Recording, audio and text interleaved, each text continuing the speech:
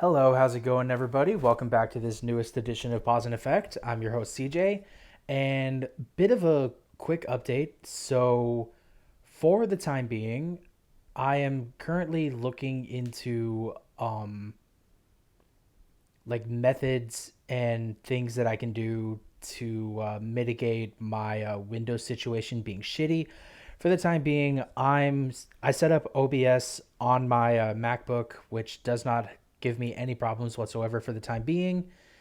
And I wanted to make this video not just to update you guys, but because the newest DLC for Pokemon Scarlet and Violet, which is called The Hidden Treasures of Area Zero, was announced yesterday, and a lot of things have been running through my head regarding it because I did a bit of analysis for the past couple days, and a lot of things have very majorly stuck out to me in terms of the direction that they're going in, and excuse me, and in terms of what they're going to be doing with it, because I have a lot of theories there.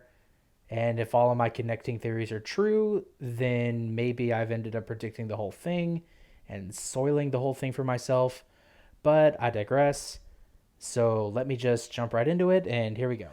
Okay, so to start things out, I'm on the official Pokemon website right now for Scarlet and Violet, and I'm looking at areas Hidden Treasure of Area Zero's DLC page. So as we scroll through it, we can see a couple different details. So that's the trailer video, which by now we've probably all already seen it. I'm just going to ignore that. So we have these two pieces of concept art right here. This first one being for the teal mask, with our characters, two trainers, and four legendary Pokemon in the background amidst a Japanese festival. And the second one over here for the Indigo Disc, which features the same two trainers from before, our characters, the fully evolved starters, and four trainers that we've never seen before. So zooming back out for a bit, we see with the teal mask that we get new character outfits, as do we for the Indigo Disc as well. And this page also features the 3 out of the 4 legendary Pokemon that are coming in the teal mask: Okidogi, Munkidori, and Pheasantipity. So the teal mask I'm going to tackle first. So I'm going to come over to this artwork.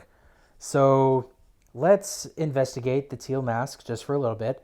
So this game, or this DLC campaign, is going to take place in a Japan themed region called Kitakami, which I believe one of the international websites said that it is officially to the northeast of Paldea.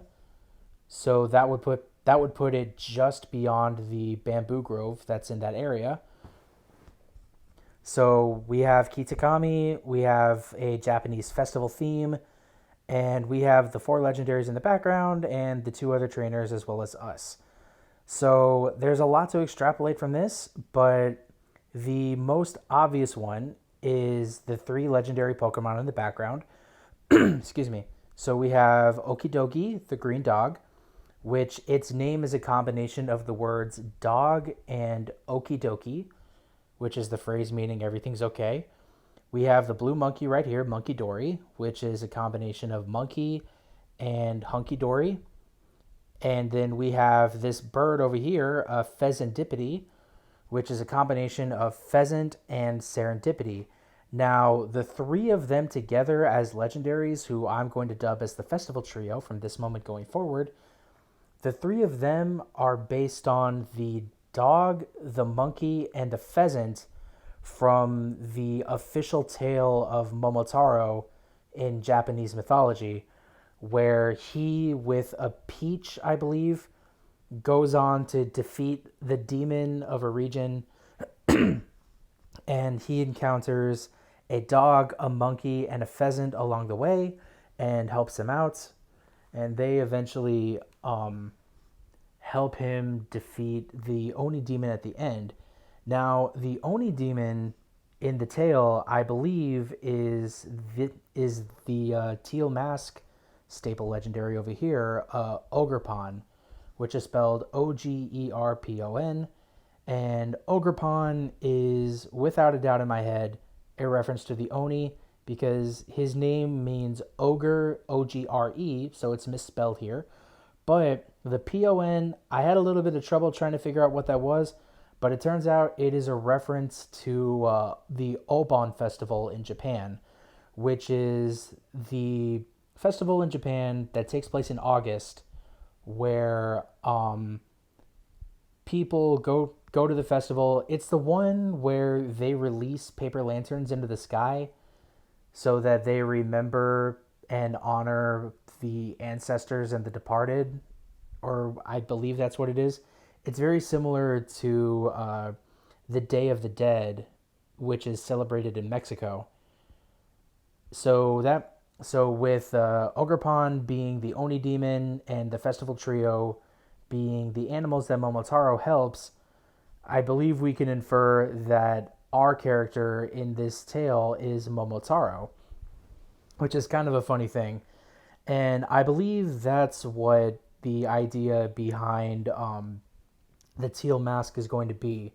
We're going into a newer part of the region which is landlocked, or it's part of your region which is landlocked, and we are going to be investigating some myths and some legends in the area. And other than Ogerpon and the Festival Trio, I believe this is the DLC similar to the Crown Tundra, where we will be investigating and catching legendary Pokemon within the area. These four being some of them, and I believe there will also be many more that come about as a result. Now, the other two trainers that we can see, their names weren't revealed at first, but a quick search of Bulbapedia revealed that the girl's name over here is Carmine, and the boy's name over here is Kieran, Kieran. And I believe they will serve in similar roles based on what Clara and Avery were in Sword and Shield's Isle of Armor DLC. And based on some extra information, we can possibly extrapolate that Carmine will be your assistant character. Maybe not assistant character, but she's someone you encounter a lot more in Pokemon Scarlet, and Kieran will be your encounter person in Pokemon Violet, similar to how Avery was in Shield and Clara was in Sword. And they do have official artwork as well. So this is official artwork for Carmine. This outfit insinuates that she is a student at Blueberry Academy in the teal disc and the indigo. No, in the teal mask and the indigo disc. And this is official artwork for Kieran as well. And you can see he has purple hair in the back tied up with a yellow headband. Hence the connection to Pokemon Violet. Although it would be interesting if they flipped those around. So I believe I've mentioned everything that I possibly can for these two, but I do believe that this DLC is going to play out very similarly to the Crown Tundra from Pokemon Sword and Shield.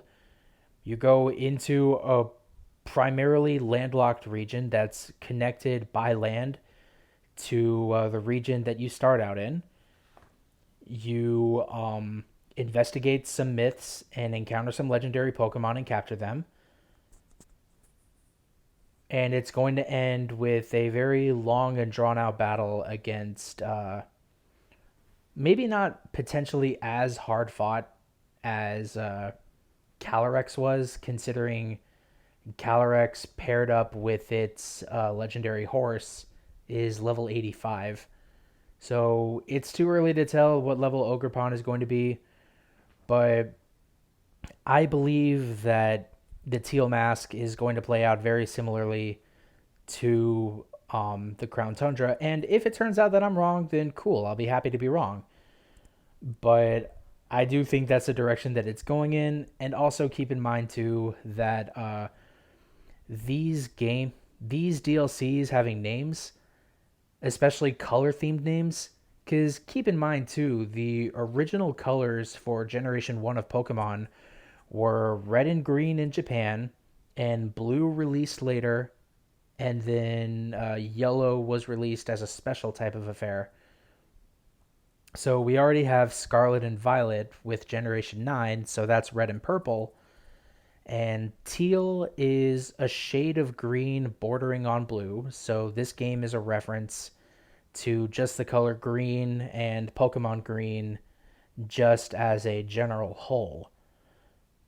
And this is official artwork for Ogerpon. Now, I am very curious to see what it looks like underneath that mask. As far as I can tell right now, I can't tell. I guess that's what I'm trying to say. But I'm very curious to see what it looks like and how it goes about things. And even what kind of moves it gets. Because legendaries do get special moves. And I had another thing up here. See how Fezandipity, Okidogi, and Monkey Dory play out here in this official drawing for Momotaro, amongst other things that I found when I Googled it. So then next up, we look into the Indigo Disc. Now, there's not a whole lot that we can potentially extrapolate from this. However, the one thing that I do remember seeing is that Blueberry Academy, which is where the Indigo Disc takes place, officially is an island in the ocean. And what else was an island in the ocean that we traveled to via DLC? It was the Isle of Armor from Pokemon Sword and Shield, where Clara and Avery first appear. And we get access to a legendary that we get at the end of a series of school trials that we have to train all the way up to level 70 and take it to one of two towers so that it can evolve into either Single Strike Urshifu or Rapid Strike Urshifu. Now, I don't know if that's going to play out similarly to here, but the one thing that sticks out to me with this artwork is the four trainers that we see off to the right over here. So those being this guy with the black and white robe, jersey kind of thing, the girl with the glasses, uh, orange-haired guy, pink-haired girl, or unless that's a girl, that's a guy. I cannot 100% tell the way they're spread out here. But I believe that these four are the student council of Blueberry Academy. Because going back to how the Elite Four have played out since the dawn of Pokemon, the Elite Four, I believe, have always been a reference to Japanese student councils that have the treasurer, the secretary, the vice president, and the president.